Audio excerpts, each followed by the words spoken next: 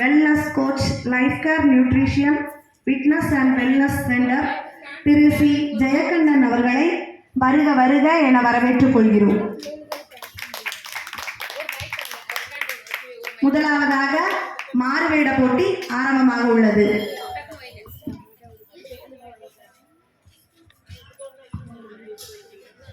மாறுவேட போட்டியில் முதலாவதாக செல்வி சஷ்மிதா முருகன்.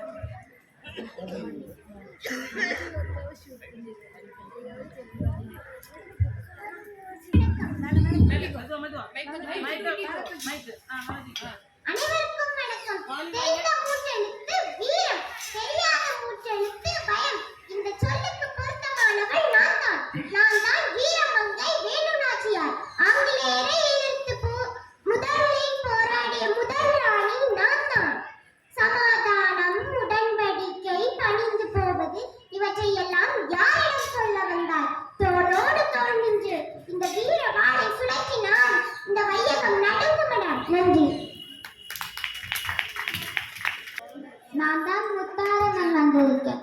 உங்க எல்லாருக்கும் அருள் புரிய வந்திருக்கேன். ஓம் அசத்தோ மா சத்கமய தமசோ மா ஜோதிர்கமய நித்யோ மா அமிர்தம் கமய. ஓம் சாந்தி சாந்தி சாந்தி. நன்றி.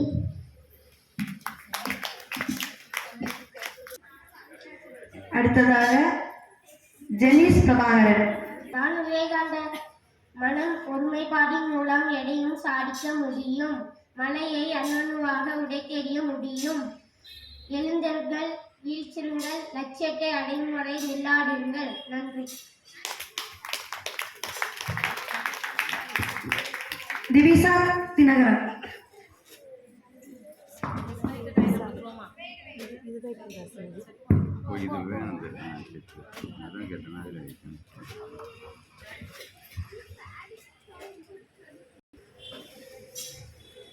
यदा यदा हि धर्मस्य ग्लानिर्भवति भारत अभ्युत्थानम् अधर्मस्य तदात्मानं सृजाम्यहम्.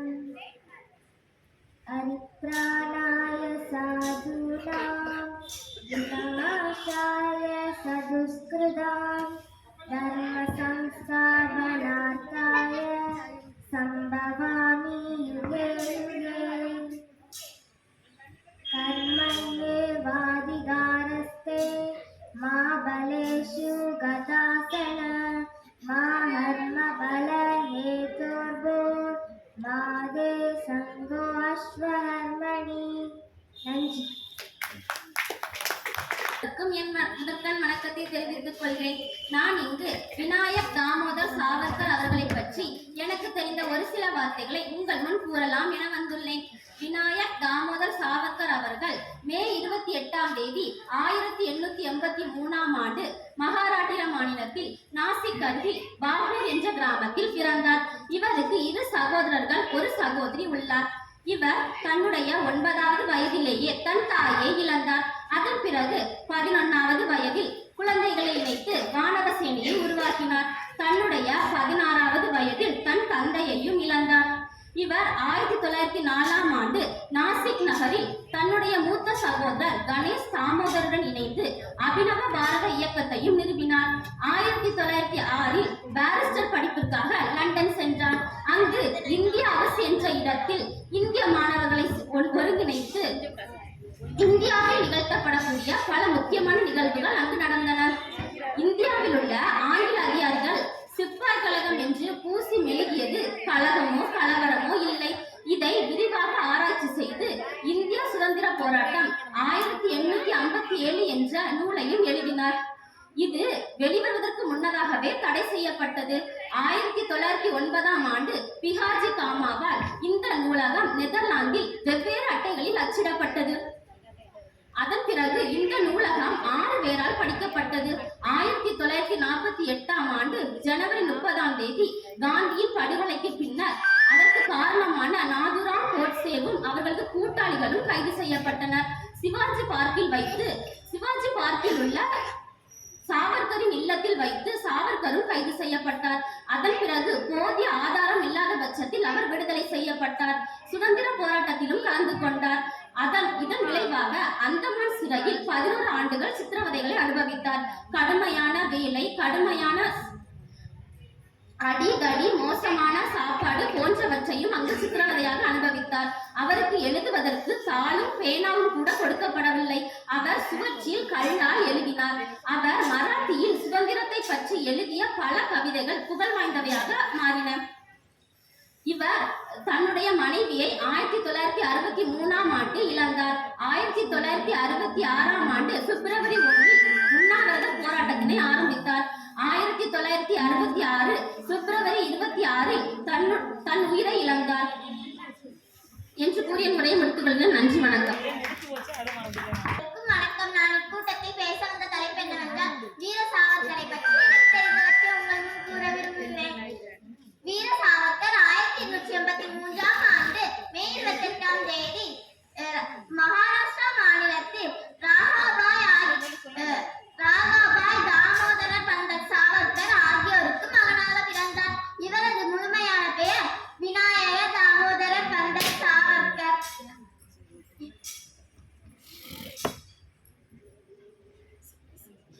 இவர்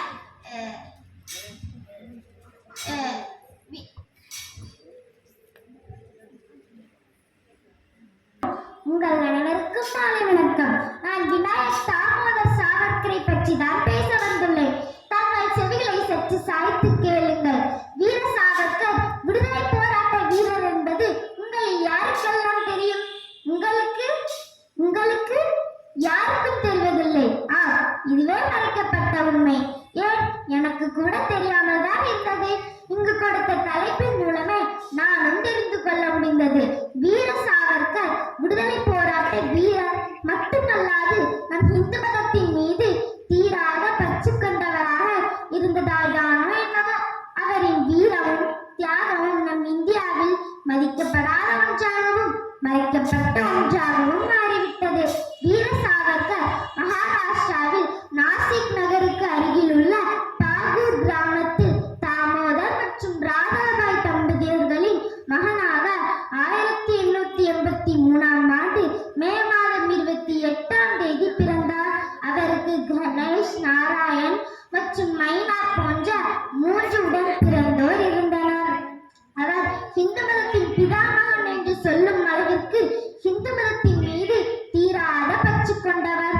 இவர் தனது 18வது வயதில் யமுனாபாய் என்பவரை திருமணம் செய்து கொண்டார். இவர் பள்ளியில் படிக்கும் போது ஆசிரியரை தனது பேச்சால் கவர்ந்தவர். அதனால் ஆசிரியர் அவரை மாணவர்களின் மத்தியில் பேசச் சொல்லி ரசிப்பாராம். விதை ஒன்று போட்டால் சேய் ஒன்று முளைக்குமா என்ன என்றார் அவரின் ஆசிரியர். சாவர்கர் புனேவில் உள்ள பெர்குசன் கல்லூரியில் படித்தார்.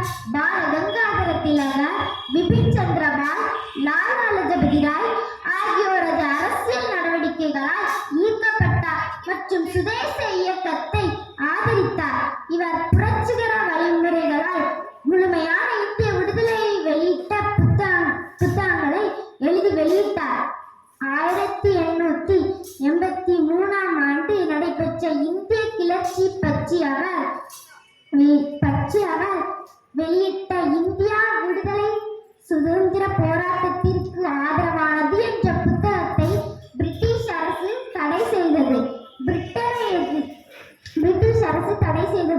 அவரின் நடவடிக்கை பிடிக்காத பிரிட்டிஷ் அரசு அவரை இந்தியா திரும்ப உத்தரவிட்டது. நமது இயக்கம் எந்த ஒரு சட்டத்திற்கோ அல்லது எந்த ஒரு தனி மனிதருக்கோ எதிரானதாக குறுகிவிடக்கூடாது என்று முழங்கினார் சாவர்கர். இந்தியா திரும்பும் போது தப்பித்துவிட வேண்டும் என்று நினைத்தார் சாவர்கர். தனது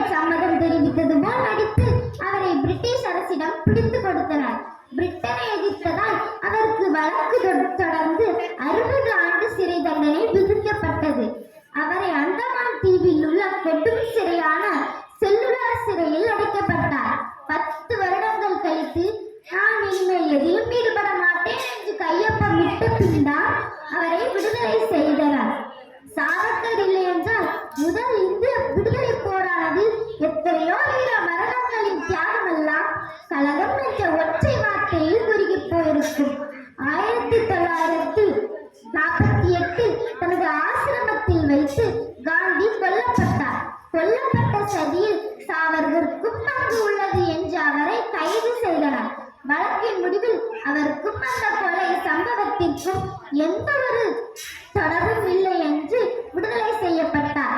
அதன் பின் இந்து ஒற்றுமைக்காகவும் இந்து கொள்கைக்காகவும் தன் பங்களிப்பினை ஆற்றினார். 1966 தனது 83வது வயதில் முதுமை காரணமாக மரணமடைந்தார். பேச வாய்ப்பளித்த உங்கள் அனைவருக்கும் நன்றி கூறி விடைபெறுகிறேன். மற்றும் நடுவர் அவர்களே, பெற்றோர்களே, தாய்மார்களே, அனைவருக்கும் என் முதற்கண் வணக்கத்தை தெரிவித்துக் கொள்கிறேன். நான் பாரத சுதந்திரத்தின் தந்தை வீர சாவர்கர் பற்றி ஒரு சில கருத்துக்களை கூற வந்துள்ளேன். நம்ம பாரத சுதந்திர போராட்டம் என்றவுடன் பாரத சுதந்திர தியாகிகள் நேதாஜி சுபாஷ் சந்திர போஸ், நேரு போன்ற தலைவர்கள் தான் நம் நினைவுக்கு வருவார்கள். ஆனால் எந்த ஒரு பூதாந்திர உதவியும் இல்லாமல் ஆங்கிலேயரின் கண்கள் விரலை விட்டு ஆட்டி சிம்ம சப்பனமாக விளங்கியவர் தான் வீர சாவர்கர். சுதந்திரத்திற்காக உயிரை விடுவதை விட அந்த உயிரை வைத்து எவ்வாறெல்லாம் போராடலாம் என்று எண்ணியவர் தான் வீர சாவர்கர். 1883 ஆண்டு மே மாதம் 28ஆம் நாள் மராட்டிய மாநிலம் தாகூர் கிராமத்தில் தாமோதர் பண்ட் சாவர்கர் ராதாபாய் தம்பதியருக்கு மகனாக பிறந்தவர் தான் வீர சாவர்கர். இவரது இயற்பெயர் விநாயக் தாமோதர் பண்ட் சாவர்கர். இவர் தனது 11ஆம் வயதிலேயே விளையாடும் போது தனது நண்பர்களுடன் வானர சேனையை உருவாக்கினார். இவர் தனது பள்ளி பருவத்தில் திலகர் ஏற்படுத்திய சிவாஜி உற்சவம், கணபதி உற்சவம் போன்றவற்றை முன்னின்று நடத்தினார். இவர் தனது 9ஆம் வயதில் தாயையும் 16ஆம் வயதில் தந்தையையும் இழந்தார். 1898ஆம் ஆண்டு மகாராஷ்டிரா மாநிலத்தில் சபைக சகோதரர்கள் தூக்கிலிடப்பட்டனர். அது சவார்கரை கடுமையாக பாதித்தது. அவர் தனது 15ஆம் வயதிலேயே இந்திய சுதந்திரத்திற்காக துர்காதேவி முன்பு வீர சபதம் எடுத்துக்கொண்டார். இவர் தனது கல்லூரி வயதிலேயே அபினவ் பாரத் என்ற இயக்கத்தை உருவாக்கி பாரத சுதந்திரத்திற்காக போராட துவங்கினார் வீர சாவர்கர். 1966ஆம் ஆண்டு மே மாதம்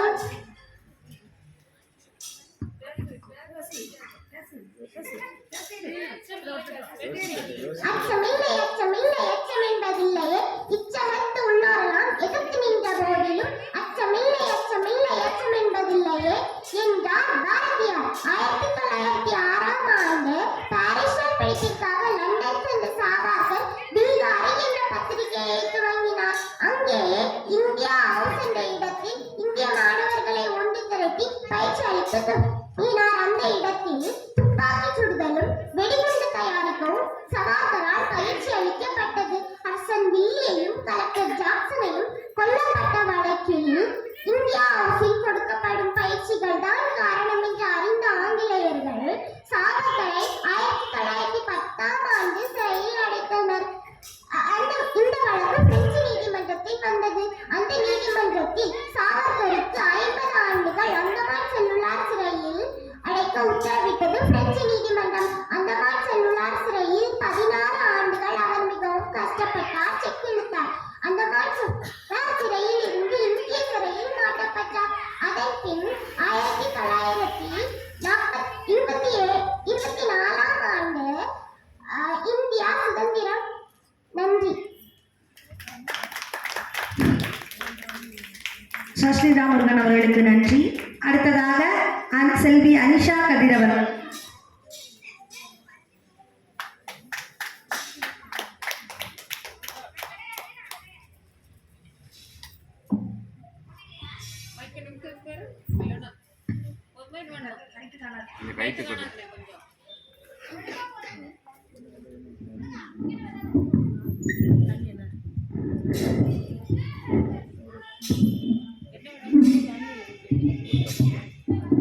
அவையோர் அனைவருக்கும் வணக்கம்.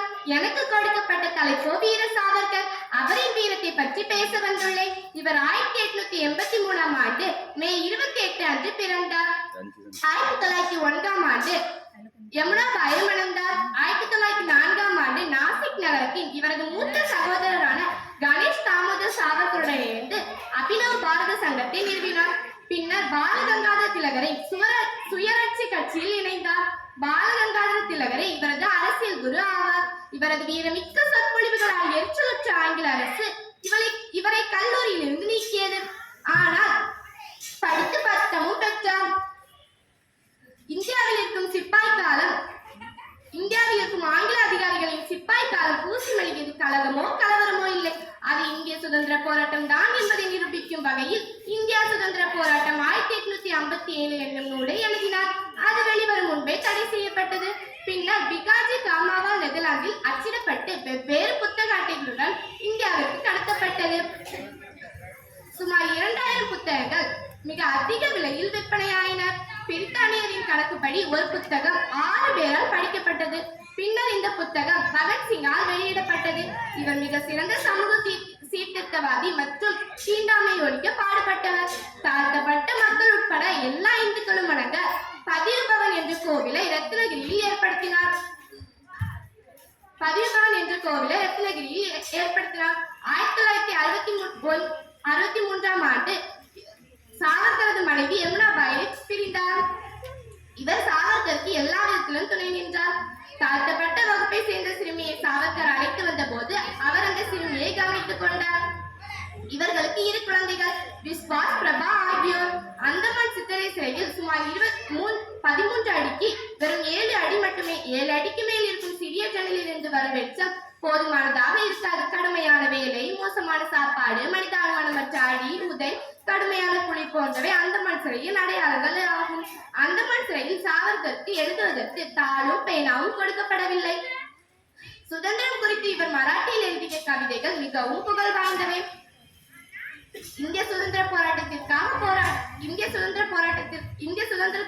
போராடியதற்காக 11 ஆண்டுகள் அந்தமான் சிறையில் சிரமப்பட்டார். பின்னர் அடுத்த 5 ஆண்டுகளுக்கு அரசியல் நடவடிக்கைகளில் ஈடுபடக்கூடாது என்று நிபந்தனை விதித்து ஜனவரி 6 அன்று வெளியிடப்பட்டார். 1966ஆம் ஆண்டு பிப்ரவரி 1ஆம் நாள் தனது உண்ணாவிரதத்தை ஆரம்பித்தார். பின்னர் 1966ஆம் ஆண்டு பிப்ரவரி 26ஆம் நாள் இந்த மண்ணை விட்டு பிரிந்தார். ஒருவரது வாழ்க்கையின் நோக்கம் பூர்த்தியான பிறகு சமூகத்திற்காக சேவை செய்யும் நிலை இழந்த நிலையில் இறப்பிற்காக காத்திருக்காமல் இறப்பை சந்திப்பது சிறந்தது என்றார்.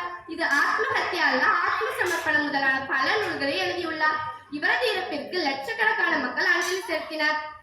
சுமார் 2000 RSS வீரர்கள் இவரது இறப்பிற்கு அஞ்சலி செலுத்தினர். இத்துடன் என் உரையை முடித்துக் கொள்கிறேன். நன்றி, வணக்கம். செல்வி அனிஷா கதிரவன் அவர்களுக்கு நன்றி. அடுத்ததாக ஜெனிஸ் பிரபாகரன். வீர சாவர்கர் ஒருவர் சுதந்திர போராட்ட வீரர். இவர் சிறந்த எழுத்தாளர் மற்றும் அரசியல்வாதி. வீர சாவர்கர் 1883ஆம் ஆண்டு மே மாதம் 28ஆம் தேதி மகாராஷ்டிராவில் உள்ள பாகூர் என கிராமத்தில் பிறந்தார். இவரது பெற்றோர் பெயர் தாமோதரன் மற்றும் ராதாபாய் சாவர்கர் ஆவார். இவர் உயர்நிலை பள்ளியில் மாணவராக படிக்கும் போதே அரசியலில் ஆர்வம் கொண்டார். தேசிய தலைவர்களில் ஒருவர் லோகமானிய திலக்கை தன் அரசியல் குருவாக கருதினார். புரட்சி மூலம் முழு இந்திய நாடும் சுதந்திரம் பெற வேண்டும் என அவர் புத்தகங்களை எழுதினார். சாவர்கர் லண்டனில் இருக்கும்போது முதல் முறையாக காந்திஜியை கண்டார். நன்றி. செல்வன் ஜெனிஸ் பிரபாகரன் அவர்களுக்கு நன்றி. அடுத்ததாக செல்வன் பிரவீஸ் பிரபாகரன்.